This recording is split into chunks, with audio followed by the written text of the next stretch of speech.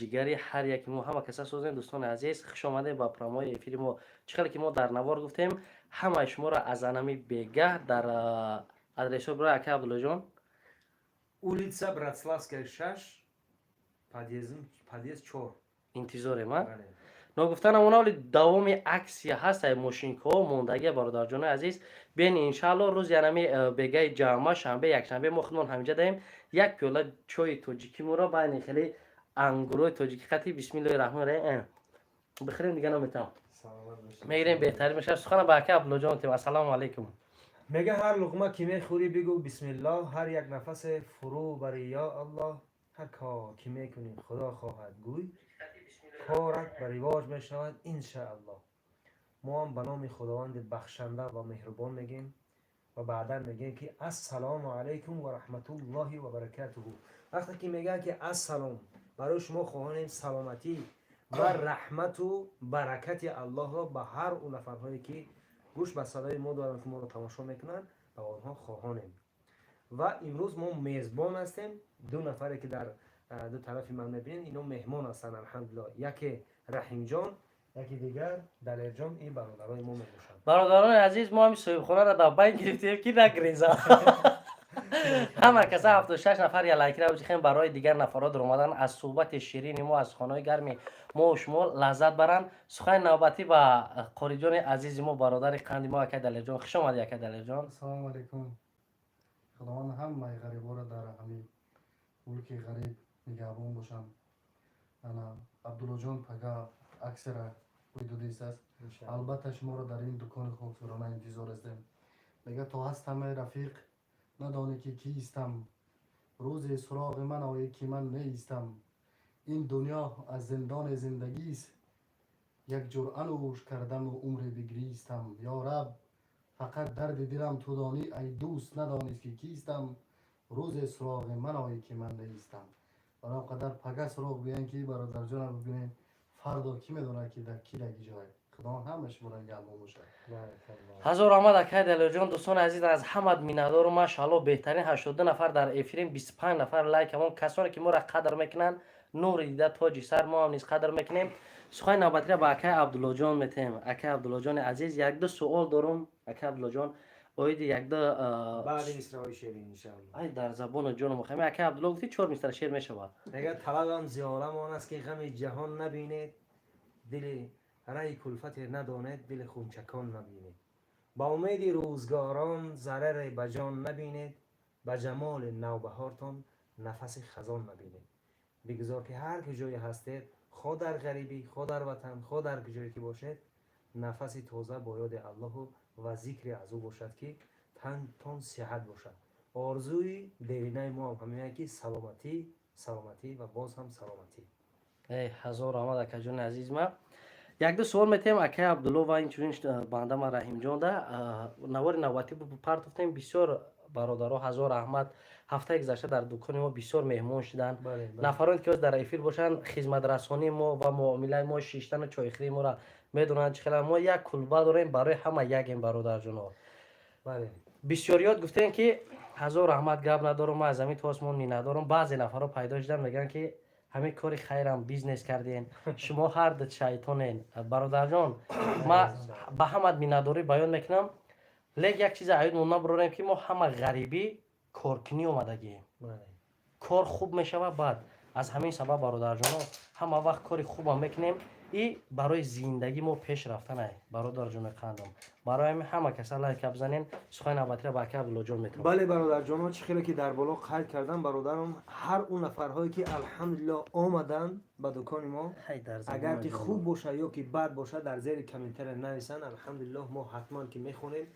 و هر اون که مثلا ناآمدن و یگان چیزایی که ناجا فهمیدن، چون که انسان به خطاگی نمیشود، فقط ذات پاک خود به خطاست. الحمدلله همه ما خطا کردیم و بخشنده و مهربان فقط او ذات خودش است.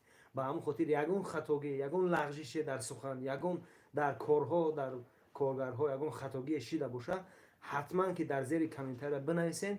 ما با جان دل الحمدلله قبول میکنیم و چیکار میکنیم؟ اصلاح میکنیم. با همون خاطر بار دیگر هم اومدگیتون در خوش آمدید گفتیم. این برادر در الحمدلله چه خیلی که من گفتم میزبان هستم امروز مهمونا در سخن میتیم فقط مهمونا سخن کنن و ما گوش کنیم. اکای بیگجان و علیکم و سلام. اینا توقیره قاری جان آور بعد سخن شما در سر ما مانده ولی بعد برآمدن با پول شما رزق نمیشه. ان بهتری نه. اکای بیگجان خدمت هزار رحمت دوستان عزیز برای سخن نکتن. اکای دلیر جان خدمت سای بیگجان خدمت نگهبان باشه که این هستی خدمت نگهبان باشه هم ویدیوی بهترین میکنید بیگجان. ای سلامت باشین. اکای دلیر جان یگان چی دباوید کردنی هستی گفته مرده.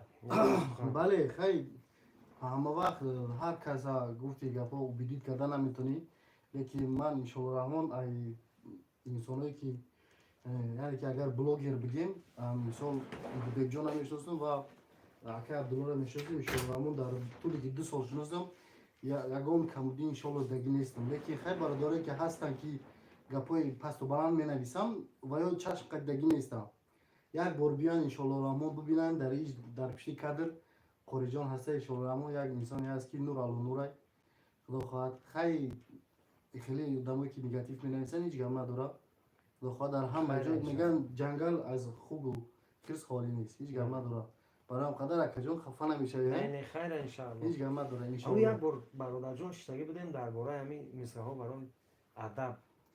بله اگر اجازه باشه ایرا حضرت شمس تبریزی گفتگن در حقیقت انسان بیادب یگان کس نامعقول نیست شخصا مدام باشه این برادرادم کسی که باشه انسانی که خدا و رسول بشناسه در حقیقت آدم بیادب معقولش نیست.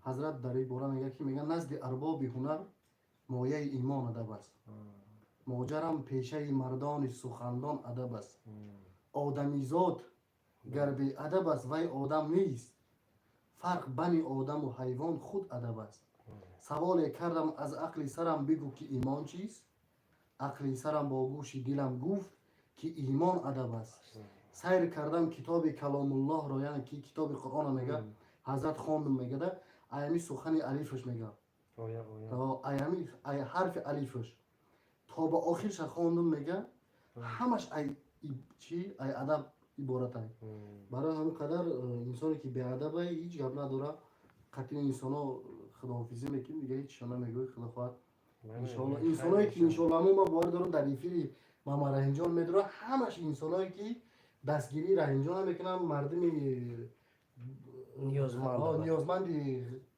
که نیاز دارن برای اگون کمک همین انسانا میدونن غریب کی را رحیم جان دستگیری میکنن یگون ای مسئله پول برام قدر من شما برام قدر امروز که تکلیف کردیم من البته با جان دل قبول کردم اومدم در اینجا درباره شما شتاگی هستم در زبان و جرم یک چیز ما به هر یک شما برسونم همین سه شخصیت که در همینجا میبینین روزهای نزدیک انشاءالله ما تصمیم گرفتگیم که یک فیلمی خوبی تربیوی پیشنهاد هر یک شما کنیم و فکر عقیده شما برای ما در کامنتر مهمه دوستان عزیز که فقط فیلم های تربیوی میکنیم فیلم های تربیوی لیک موضوعش اگر شما نیز در کامنتر بنویسین که در کدام سمت بسیارتر ما فیلم های تربیوی کنیم خوبتر و بهتر میشه برای هر آن چیزی که شما میدونید بسیار چیزا را باز ما نمیدونیم ما میخوایم که بسیار چیزا را از شما و در یک جایگی بیاموزیم و چیزهای خوب پیشنهاد کنیم عقل ها رو عقل ها یاری دهد میدن انا و همون خاطر باید نو گپ زنن در کامنتر نویسن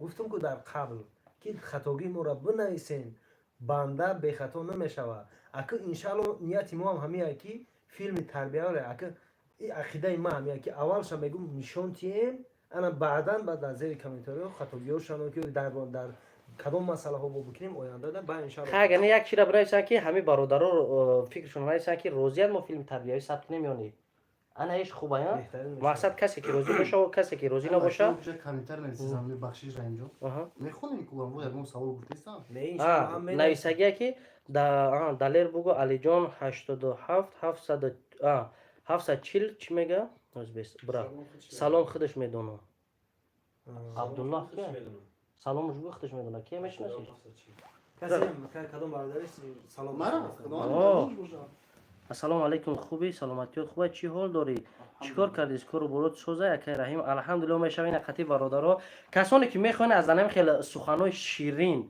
صحبت لذت برین خوبتر در دکان ما مهمون شین آزادانه بهتر میشه و همه ای چیزا ما در پش مستقیم اسپید نمیکنیم گپ بزنیم برادر جناب بله خیر به هر حال بخونین یک بله. دقیقه جواب بگیم بچه‌ها. خیلی دوستان عزیز نمی‌نویسن، نه؟ همه کامنت‌ها را بنویسین حوزه کامنت‌های شما را اوید اکا دلیا جان اوید اکا عبدالله اوید ما چیزی که میخواین نویسین ما جواب میتیم خوب و بچه ان شاء الله انشاءالله. اکا عبدالله قصه اسلامی نقل کنین اکا عبدالله یک انشاءالله، قصه می‌شود، اسلامی می‌شود، نقل کنین انشاءالله. حتما لیکن یک چیز همون را بس هم برسان برای پگا و پگا دیگه انشاءالله قصه های اسلامی را گفتیم که او دراز در این افیر همش گفتم. ها یک چیز دیگه را برسونیم برادر جانو که انمو عکس ما دوام داره ان شاء الله توفا و ماشینکا هست از همین شب ما خونه نمیریم همه در انمی آفیسیم تا سهر میسیم صحبت برادرها الحمدلله اومدگیان مهمون قبول میکنیم اومده سه کسانی که میخوان حوزی ادرس های پرر ما بعد افیر بوچیدن در کامنتر ذکر پیت میکنیم زنگ زنین نونویس کنین از حوزی بیان اینجا صحبت خوبی ما حلاوت برین امروز بگه جمعه پگه شنبه یک شنبه 3 روز 24 ساعت ما در همینجا لوگوی ساعت میتونی زنگ بزن bez اچرت بیا یک هیجومه بگی 4 تا صحبت کیا چوی کبوت دم میکنم برادر جان بخیر عصب تو آروم که بره. بله برادرم یک قیمه قصه اسلامی گفتم یک گنجشکه که بوده یک لای چشمه من قاری خودش خطی آب آورده در یک الو یک جو سوخته سبوده همه الو همه نورش خطی میبینه او میرزه برای همه الو ده میبیننش میگن که آخی این چیکار کردی تو میگم من همون فلان جاده دورترک چشمه هسته های چشمه میارم او ده هم بالای الو میرزم میگن آخی این اوی که آورده سی خودت گنجشکه میگن این یک دایی الو هیچی نمیشوه من میگم میدونم که هیچی نمیشوه لیکن فردا وقتی که خداوند مرا میپرسه که برای دوستو چی کردی داو درنی الو یک همون خاص خوشک ده یک گنجشکک دیگه چی داشته لانه داشته من میدونم که اوی ما آوردگی کفایت نمیکنه لیکن در نزد الله بگم که پگه دوستو مقصد در الو بود چیکار کردی پیش خدا در پگه بگم که هر اون چیزی که میخواستم مثال تانستم کردم مهربانی یعنی که از دست چیزی که اومد الحمدلله که کردم. اکا عبدالله جان پرسیدن اگر در هر یک موضوع گپ زنیم و صدها قصه های بله برادر جان یک برادر دیگر نویسه که دکان شما در کجای دکان ما شهر مسکو الحمدلله улица Братиславская 6 подъезд 4 و خیر الحمدلله که اومدین با رقم تلفن در زیر همین می‌نویسیم ان شاء الله همشه به ما یک برادر را خرسان کنم و خینا همه وقت در پیش ما یک چیزی هست که محتاج دیگر بر رقم چینی نمیکنی اکا عبدالله جان اینا آدرس مسکو مترو براتسلاوسکی اینا улица براتسلاوسکی 6 نمره تلفن +7 977 049 41 +7 977 049 42 زنگ بزن برادر جان اکا عبدالله رحیم جان در کجای ما مهمانی در شما میشیم ان شاء الله الحمدلله آورده بیا بشین خیار دعوت بیا ما ایران میگم که نخریم همه برادرها بیا همه کسا بخوریم این همه پاکیزه انگور هیسورای آلو بالوی غرمای سیب فرخورای خیرموی دنغرا ای همش هست این قنفتوی سری خسور همین یک چهار برادر فرخوری اومده بود هفته گذشته همین در اومدن اکا عبدالله جان خواتین خطی گفتیم چیکار کرد برادر بود همین دیدی که برادر ما را در هم پشتیشتر زدیم ما را علم ممکن همین چهار نفر اومدیم دیلمون با همه چی مونا هم شهری مونا شهری مناسب گفته اومدیم گفتن خوش معول شد چهار مصرع اکا عبدالله جان با یک شعر پدر با یک شعر مادر همه کسایی لایک را میچخیم با خاطر پدرها با خاطر مادرها سخن با اکا عبدالله میتیم با همه کوتو اکا جنبس میکنیم کامنتر در ما ادرس پر را میمونم بیاین برادرها ای حاضر تا ساعت 1 دی شب کار میکنیم ما انتظاری هر یکی شما اکا جان خیلی بازم از گذشته گفته بودیم میگه پدر خوب است مادر نازنین است برادر میوه روی زمین است عزیزان برادران قدر همدیگر بدانید که جای هممون زیر زمین است میگه در این دنیا نه من مانم نه آن ماند نه آن شاه و نه آن سلطان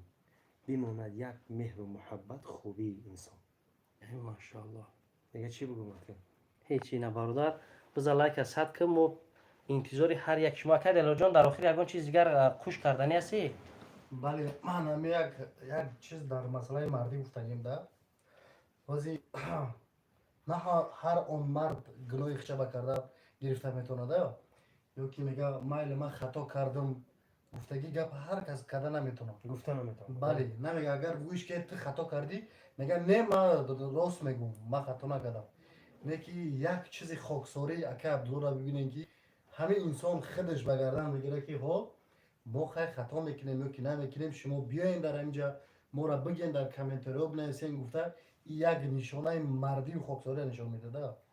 برای اون قدر اکا جان من به خاطر الله قطعی همه شما دوستی میکنم. سلامت باشین. با میگم که در اینجا قاری جان هست، من ای همه در بسیار قاری جان حرمت میکنم، همچون برادر قاری هم شخص قیمت بسیار نبینیمش یادش میکنم. بله بله. ایدی بیگ جان اگر در افیر باشه خداوند ترم نگهبان باشه برادر، تم یک جهان بچه ای. تمام برادران حوزه قاری جان هم میگیم الحمدلله در زیر مثلا در پشت نوار همه اینمی تماشاگینا را، همه اون نفرهایی که در غریبی هستن، همه اون نفرهایی که الحمدلله مسلمان هایی که ما را گوش میکنن و در کجایی که هستن یک دعا میکنن ان شاء الله با افیر مشام میگن. هم خیلی نیست قاری جان یک دعا در پس کرده. اینا الهی امین. امین. آمين. اللهم ربنا لا تزغ قلوبنا بعد إذ هديتنا وهب لنا من لدنك رحمة إنك أنت الوهاب. اللهم منان تمام افراد مهاجر که در این دیار غربت به سر میبرند از تمام کمبودی ها و از تمام معصیت ها محفوظ داره و از شر شران و از حسد و حسودان و از بدی بدخواهان و از دسیسه دستگران محفوظشان داره و صحت سلامت رفته رسیدن به وطن عزیز به نزد پدر و مادر براش نصیب بفرماید و کسایی که در اینجا هستند در فیر بیزن هستند الله منان براشون همسرکای صالحه امین. و فرزندکای صالح و صالحه براشون نصیب بفرماید و دنیا و آخرتشون آباد بگردن. اللهم ربنا آتنا في الدنيا حسنه وفي الآخرة حسنة وقنا عذاب النار. هزار رحمت قاری جان، سلامت باشید دوستان عزیز. خداوند نگهبان. همه شما راز تلفن در دست انتظاریم. خیر دوستان عزیز. کامنتارتون ان شاء الله همشون میخونم خودم. خب خب الله نگهبانتون.